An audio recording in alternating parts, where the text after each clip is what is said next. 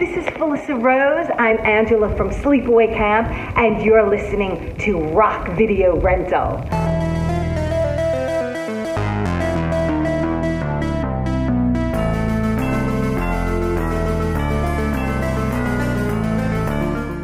Hey, what's going on, everybody? Welcome to Rock Video Rental. I am Brandon, and with me, as always, is Caleb. And today we're going to be talking about The Burning. It is from 1981 and is directed by Tony Maylam. The plot is an abusive former summer camp caretaker, Cropsy, horribly burned from a prank that gone wrong 5 years earlier, lurks around upstate New York summer camp Stonewater with garden shears and bent on killing teenagers responsible for his disfigurement. Okay, that's That was one sentence. One long run-on sentence. The cast, we got Brian Matthews as Todd, Leah Ayres as Michelle, Brian Backer as Alfred, Larry Joshua as Glazer, Jason Alexander as Dave, Ned Eisenberg as Eddie, Kara Glenn as Sally, Holly Hunter as Sophie, Fisher Stevens as Woodstock, and Lou David as Cropsy. This is a movie I've seen quite a few times. I didn't see it for the first time until probably like 2008, 2009. And it was because my dad was flipping around and ended up on IFC. And it was back when IFC showed movies instead of just weird TV shows. okay. And he watched some of it, and then he texted me like the next day or something. He's like, "You ever hear of a movie called The Burning? It's kind of like Friday the 13th, but George Costanza's in it." And I said no. And then I think I bought the DVD or something and watched it. Yeah, But that's funny. yeah, I know it was a first time watch for you. Yes, absolutely. Did you notice all the people that have become famous in it? So obviously, the George Costanza character, Or I guess people who are in other things. Fisher Stevens yeah, as Fisher Woodstock. Stevens. I had to look up his name. Holly Hunter's role is really small as Sophie. She's gone on to do quite a bit of stuff. Did you recognize Michelle, Leah Ayres? That's She, Van Damme's girlfriend from Bloodsport. oh, seriously? Yeah. I would not have known that. So, Yeah. And then Brian Backer, the guy that played Alfred, was the main dude from Fast Times at Ridgemont High. mm, yeah, you know that a lot, better than I do. But yeah, he was Mark Ratner. I couldn't think of his name for a second. But yeah, like I said, it's a movie I've seen quite a few times. It has a lot of similarities to Friday the 13th movies. Hmm. A lot of people consider this a ripoff of Friday the 13th, but they had the script written and everything planned out for it before Friday the 13th came out. Okay. Because one of the famous things with Friday the 13th is that Sean S. Cunningham wanted to make a movie that was similar to Halloween. And then he thought of the name Friday the 13th and thought it was a great name. I mean, which it is. Hmm. And pitched, um, he basically pitched to a bunch of different studios that he was going to have a horror movie called Friday the 13th without even having anything written up or an idea for it. So, and this movie is made by the Weinsteins, if you didn't realize that. Okay. Um, I won't get into the whole Harvey Weinstein thing of this, but Yeah. yeah, I might mention some things about it, but we're not going to get into that whole deal. But yeah, this was their first movie. Oh, okay. Um, yeah. So I don't really consider this to be a ripoff of Friday the 13th. It's got some similar things with it, but yeah. Um, and also even Tom Savini did the special effects. Mm, rock. Yeah. So another similarity there. But Well, I mean, this movie, hmm? you definitely got some things that feel the same from the aspect of like there was an incident that happened years prior that Yep, caused someone to come back yep. and And it's do at a that. summer camp, and it's in the Yeah. early 80s. Yeah, and Yeah. it's in the East Coast. Yeah, there's a lot of stuff like that. But this one actually has kids at the camp, where Friday True. the 13th did not. True. The only Friday the 13th movie that has kids at the camp is part six, I believe. Okay. Um, yeah, so the prank that goes wrong in this, like, I'm not sure what these guys' end game was. They have a skull. It looked like a real skull, and it Yeah. had like handles in its eyes. And then like Cropsy freaks out and kicks it, and it falls on his bed and catches his bed on fire, burns him, and it's like the super long burning scene. Yeah. Well, It's obvious he's wearing a suit. It's very obvious, but I mean, the for how long that dude was on fire, that was impressive. it had to be, man. I mean, that's what the movie's called. Yeah.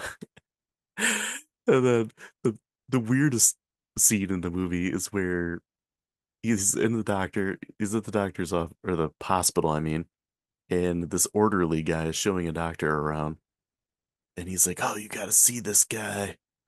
Um, he's like, "He's fried." He's like, "I mean, extra crispy," and he's like, "You're gonna want to see this," and he shows him, and then Cropsy's hand like grabs the dude by the wrist, and he screams. And then it's like they flash forward like a few years later, and the doctor's like explaining with some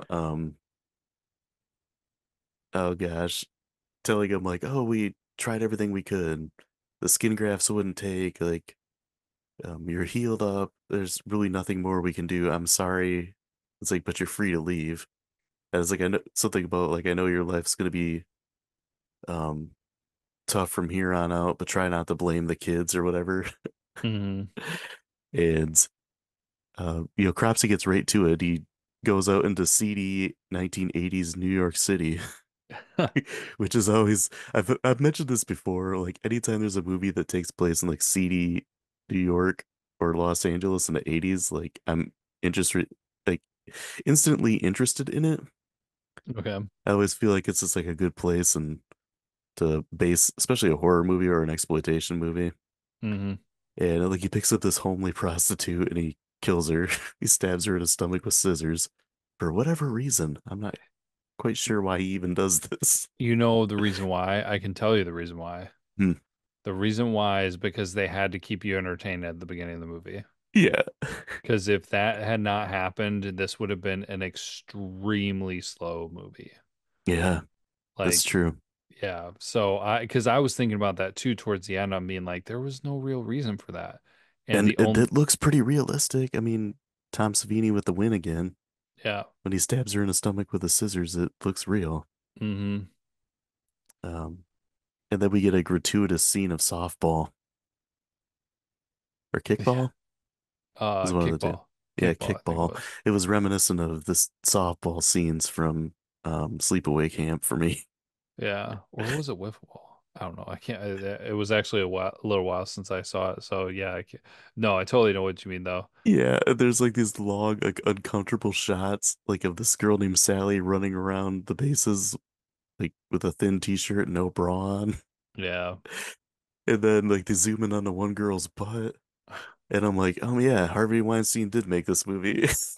That was the one thing I kept thinking about in certain parts of this. Oh gosh. Kind of projecting himself into the movie. And yeah, some of the pervy stuff in it. Hmm. Uh, George and Eddie are like checking out the girl. I'm sorry, he's always George to me, Yeah. No, but I with a get full that. head of hair, and he's relatively thin. He still looks like he's 40 though. Yeah, he does. He's probably in his 20s. Uh, I heard that I watched like the documentary that came with like the special edition DVD, and they said that they knew making this movie that Jason Alexander was going to go on to bigger things Hmm. because he was by far like the funniest person that was there. And like the director said, he was like such a joy to work with, and he was always just making everybody laugh and having a good time. But I can kind of see that because he's kind of like the wisecracking guy with all the hookups and stuff Yeah. in this movie. This movie's almost like the movie Meatballs meets Friday the 13th. It's just it's kind of similar to Sleepaway Camp at parts. Maybe not as campy, but Yeah. You know what I mean? And then we get to meet like the rest of the people. Basically, we get to meet mm, uh Alfred, who he's supposed to be like the final guy, but how we meet him is he's like perving on this girl in the shower. Wait. Like he's supposed to be like the one of the main guys, and Oh, yeah, yeah, yeah, yeah. he's like spying on Sally in the shower. He's a Mm-hmm. peeping Tom. Yeah. Like this is the guy that we're supposed to relate with. Yeah, that was weird. Oh, and I think it's funny too how a lot of the quote unquote teenagers look like they're in their 30s. You know, you mentioned Jason Alexander looks like he's 40. Yeah. You got the girl who played Michelle, looks like she's about 35. Mm, She just looks way older than her, like all the kids. I mean, she's supposed to be um a like a counselor, counselor. but Yeah. still at the same time, she doesn't even look like she's college age. Well, like what kind of camp was this in the first place? Like Ah, was this summer like camp. yeah, like an all summer camp or something? Like what? I don't know. I think that was, I think it was relatively common, like in the 80s in the East Coast. That parents would just ditch their kids for the entire summer and be like, Yeah, peace, screw you yeah. guys. Because I've heard people talk about that with sleepaway camp. How they would go to summers, like, or go to camp in the summer, and it was like the entire time they would stay there for like a few weeks. Oh man, that's Yeah, crazy. I did a summer camp week camp. Like that was like the biggest thing. And I mean that was like related with like a youth group and stuff like that. But no, nothing. Or also, I mean, I was in the Boy Scouts at one time, and so there was a summer camp that was weekend or was it a week? I can't remember if mm, that one was. But yeah, no, I mean it just I don't know. I mean, I know this only went over a few days and everything, but some of these camp things just seem like they go on for or like they're there for a long time. yeah, I guess. Of course, we are focusing more on the counselors than the kids, so who knows? Because at one of the camps I went to, the kids switch like you get a new group of kids like every week or like Okay. every 2 weeks or something like that. So, Hmm. but Well, rock. Um, the other characters we meet, we get, Todd, who's like kind of like the dude in charge, and he's like Michelle's boyfriend. And then we get Glazer, who's like your jock douche bully guy. was that Eddie? No, Eddie is the perv guy who like forces himself on that one girl. Oh yeah, yeah, yeah, yeah, yeah. Yeah. No, Glazer's the dude who's Sally's boyfriend. Yeah, who's the jock and the well, he's not very big, but he is the one of the biggest guys in the Yeah, movie. and the premature ejaculator. Yeah. Yeah, Mr. Big Talk. Um, yeah, he's like he bullies Alfred like the whole time because well, I mean Alfred was spying on his girlfriend, so I kind of get it. But then it's about man, it's about 45 minutes into the movie before we get like the story of Cropsy that Todd tells everybody. Oh yeah. And this is when Eddie forces, after that, Eddie forces himself on Karen. And then she gets mad and they separate and then they kill her. I Yeah, was so this whole thing is, disappointed. as I said, this whole scene is like very uncomfortable with 2024 eyes. Yeah. First, he tries to force himself on her, then he's like manipulating her, and then he's like complete jerk to her, and then she gets killed. Yep. Yeah. I wanted her to be the final girl. Yeah. I mean, I kind of understand how Michelle sort of was, Yeah. but it was more just the final guy. It's like it's a final group even. Yeah. I'll get into that a little bit later, but yeah, Karen gets her throat slit by Cropsy, and then somehow Eddie lives, at least for a little while. Hmm. That's kind of a bummer.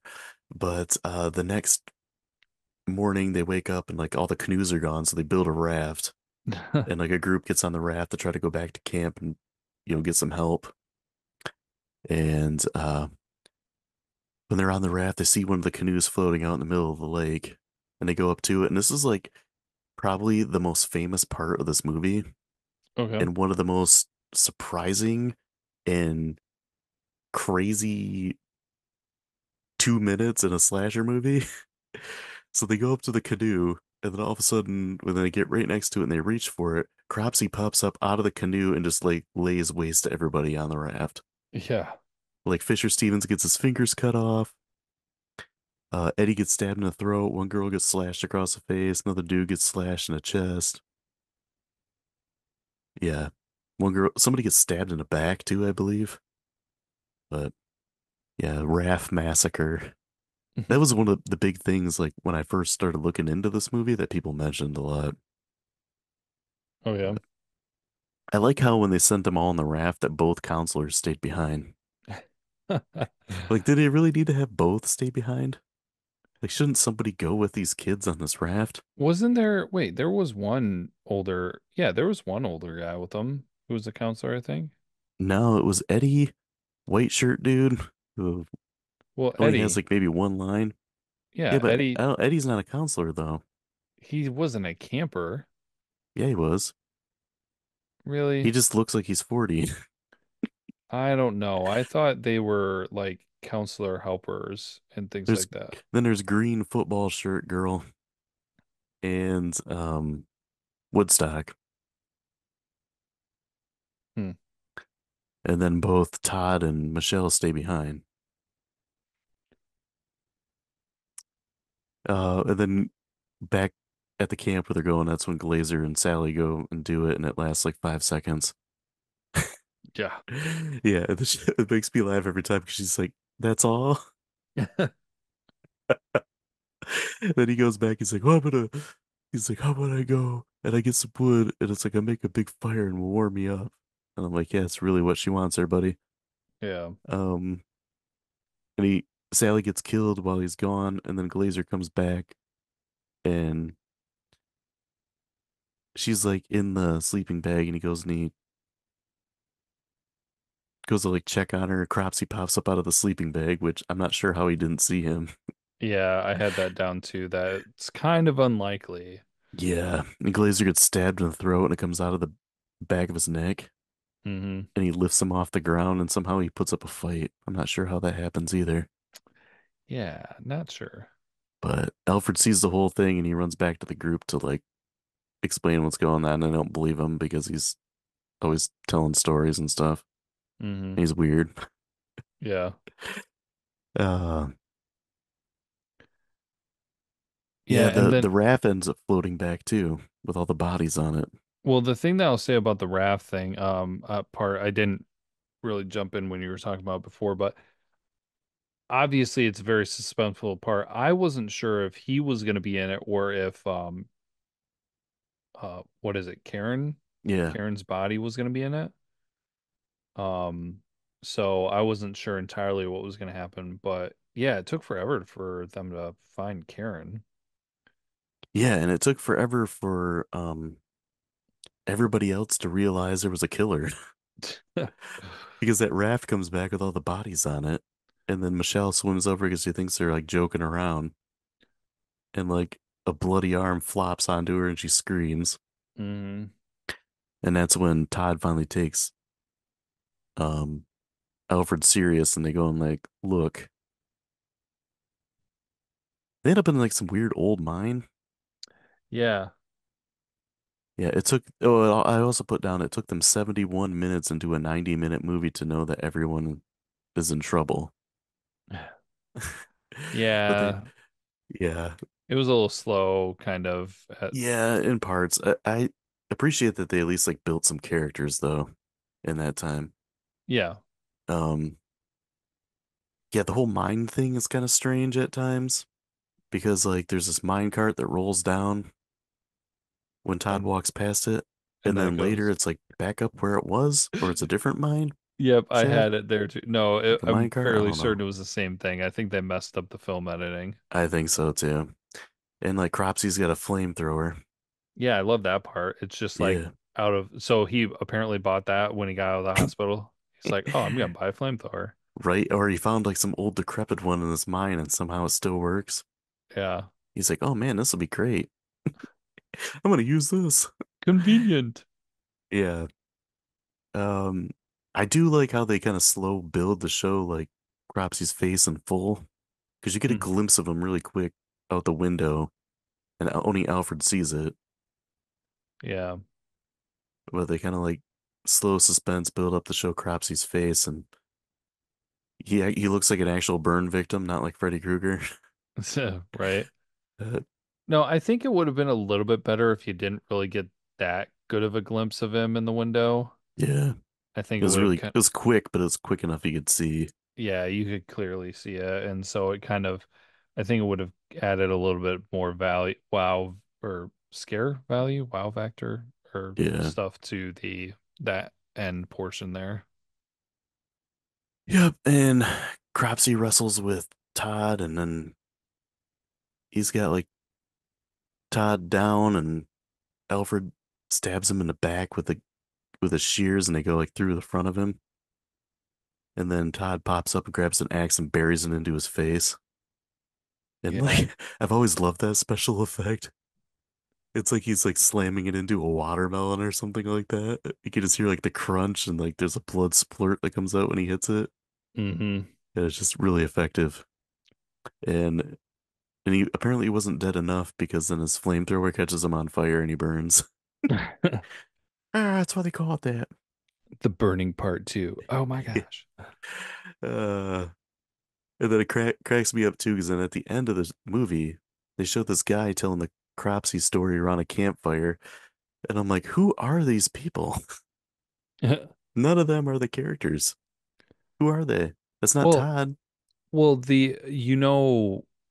I think I know what they were going with that. And I thought it was a really good ending because I think essentially what it was is like trying to reinforce the concept of like the scary stories that you tell at the campfire, like they Yeah, could be real. And so I think it was just kind of like the passing down, almost like the legend of like, oh, this story happened. And so now other people are telling it. yeah. So, Oh, did you realize too that in a flashback they showed Todd was one of the campers that played the prank on Cropsy? yes. Yeah, I I was didn't able. notice that like maybe the first two times I watched this movie. Okay. Yeah, I saw those pieces being put together. So, Rock. So man, things that were good in this movie, some of the acting is pretty decent for such hmm like a low budget old slasher movie. Like Jason Alexander, I thought did a really good job. yeah. And the dude that played Todd was pretty good. hmm And like I looked into it and I'm shocked that like Todd didn't do very much. He stopped acting in 1994. Oh, Yeah, like he did some soap opera stuff and then he just kind of stopped. interesting. I felt like this movie more than a lot of other slasher movies, and why I enjoy it is because it takes time to build characters. Yeah, there's the pro of that and then the con of being a little slow, like we already said. Pretty sure the only reason he killed a prostitute, because again, it makes no sense that he did, was because they were trying to add some entertainment factor More towards the kills, beginning. yeah. Because it was 45 minutes, over 45 minutes Yeah. before anybody else was killed. Well, it's kind of that way with Friday the 13th too. Like the first girl gets killed when she gets picked up Yeah. by Mrs. Voorhees and she runs out in the woods and gets her throat slit. And then it's like probably a half hour after that that somebody else dies. Yeah. But I the early 80s slashers tend to be slower and more character driven, hmm or like the mid to late 80s ones are like, how many people can we kill? Yeah, right. And Friday the 13th was the whole series is a great reflection of that. Mm, Um, yeah, some of the characters like Glazer is a dude that you hate because he's kind of a pompous douche. Um, and then you got Jason Alexander's character is kind of like the funny wise guy, and Woodstock's like a likable character. Eddie's a jerk, and it's it's mostly the guys that they build up, yeah. but it's not really surprising either. hmm Usually, women didn't have very in-depth characters unless they were the final girl, and this one has a final guy. So Yeah. one of the few slashers that has that. And the last thing I thought that was really good was the look of Cropsy. Hmm. I thought it was a cool like original design, and I like that he has like his own signature weapon with the garden shears Yeah. and how those were handled and stuff. Like I don't know, it's a cool look. Yeah, no, definitely definitely did a good job with that. Um like you already said, good job with the special effects. The music and soundtrack and the ambience and everything was pretty good. I wouldn't say Hmm. it was anything necessarily great. It wasn't like Friday 13th iconic or Halloween or Yeah, anything like that, but it did the job effectively. So, yeah, I would say so. Um, I think probably my favorite scene has got to be that raft scene. Yeah, it's mhm. probably it's like I said, it's the most famous part of the movie. Yeah. But some of the camera shots were kind of interesting. Some of the POV shots were pretty cool, and I like how the POV shots with Cropsy were kind of blurry, because he was burnt, so his eyes are probably damaged. Hmm. I like how they handled something like that. That was pretty interesting. Um, I mentioned how there's a lot of people that survive in this, like it's almost like a final group. Hmm. That's like one of my beefs with this movie is that the final boy isn't very sympathetic at all because he's kind of a pervert and like a lot of the hate that he gets, he kind of brings on himself for being that way. Yeah. And he's just kind of like awkward and weird too. And then I feel like there's too many people that survive. Like they had such a huge cast and they built a lot of characters that you care about, but then a whole bunch of ones that you don't care about survive. And then you got other ones like Jason Alexander and Michelle and Todd all survive as well. Yeah, but weren't some of the ones who survived though too like kids? So Yeah, like but I mean Sleepaway Camp had no problem killing kids. They had young kids hacked up in sleeping bags. But yeah, I don't know. This time around watching it, I'm like, man, I feel like too many people survive in this movie. uh, Maybe they just yeah. had too many characters that maybe they should have had less people on that raft trip or something. I don't know. But I guess I can go into kills. I kind of covered most of them. At the beginning, we had the hooker that gets stabbed with scissors. Karen gets her throat slit, kind of stabbed in the neck. Woodstock gets his finger snipped off. I said some of these I don't know their names, so I just said orange shirt gets slashed in the head. Eddie gets stabbed in the throat. Green shirt girl gets stabbed in the back. White shirt guy gets slashed in the chest. Sally gets stabbed. Glazer gets stabbed in the throat, and then Cropsy gets stabbed in the back. And then he gets an axe to the face and set on fire. Overkill. And then he gets blown up. Yeah. Oh, and then somebody pees on Dude, I was so thinking about him. saying that. Oh my gosh, Oh that's man. hilarious. I was like, nah, I'm not gonna say it. Oh man. Okay, trivia and facts. Rock. The concept of the film was originally scripted as The Cropsy Maniac, is based on a campfire story told in summer camps in and around New Jersey and upstate New York. The story is still in circulation and is the basis for the documentary Cropsy from 2009, though this film is not referenced in the documentary. Oh, bummer. So to create Cropsy's distorted POV shots, the cinematographer actually rubbed Vaseline on the outside edges of the camera lens. Hmm, Tom Savini turned down Friday the 13th Part 2 to work on this. interesting. Yeah. Savini was not particularly happy with Cropsy's burn makeup, as he was only given 3 days to work on it, which Oof. I thought it looked pretty good. Yeah, no.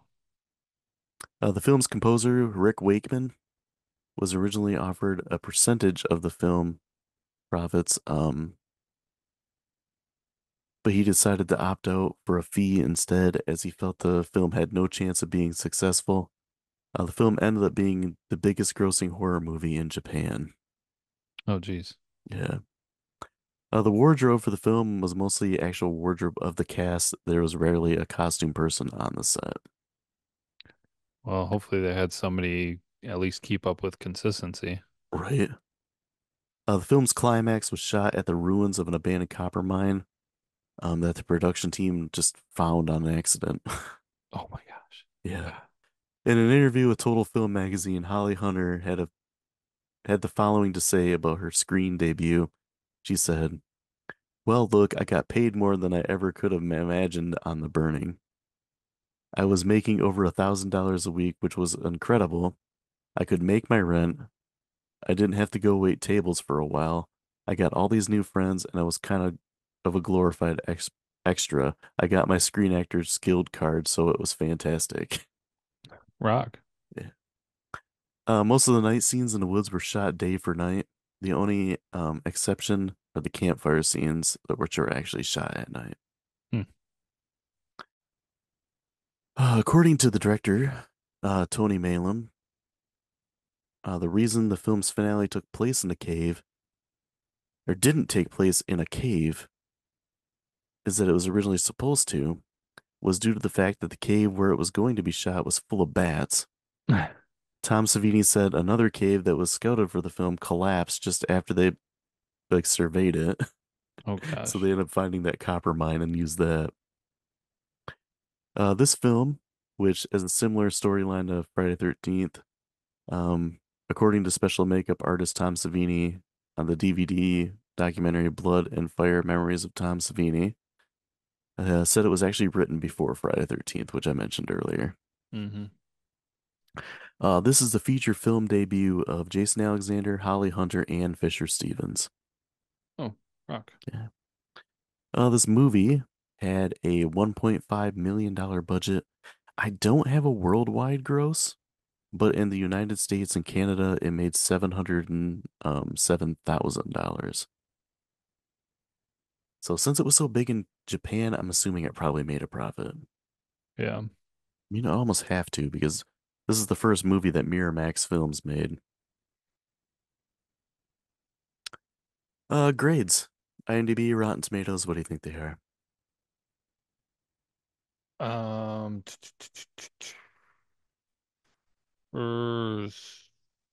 6.9.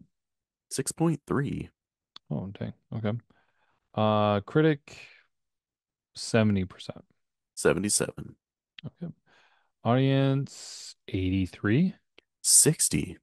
Ooh, I'm kind of wow. surprised. Yeah. I'll let you go first. All right. It's a movie I've seen quite a few times. I think it's one of the better slasher movies, especially from the early 80s. I also think it's one of the better slasher movies that never got a sequel. It probably could have warranted a sequel. I don't know how they would have brought Cropsy back from being stabbed in the back, an axe buried in his face, and set on fire, but I guess they could have figured out something. I mean, how many times did Jason come back? Right. But I also kind of like that it didn't get one, and it's never had a remake either.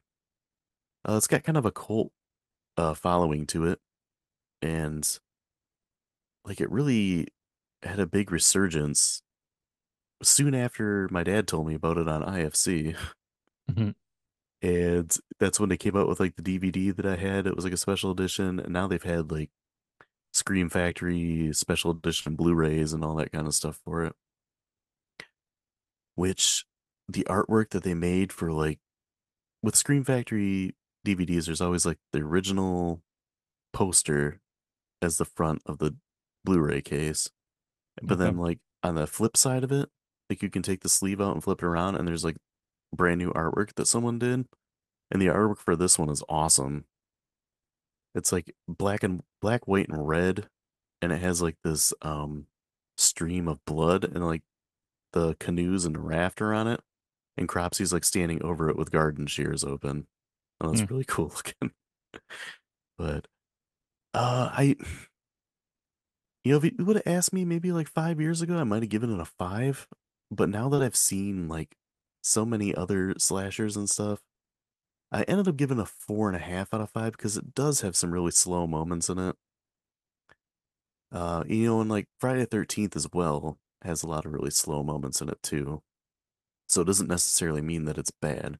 I do like how they build the characters. The suspense is pretty good. The raft scene's awesome. The killer's pretty cool looking, but just legs a little bit in spots. And then some of the more problematic parts, like with Eddie forcing himself on that girl, like kind of the horny camera guy at times, and the fact that the final guy is not sympathetic really at all because he's a peeping tom like multiple times.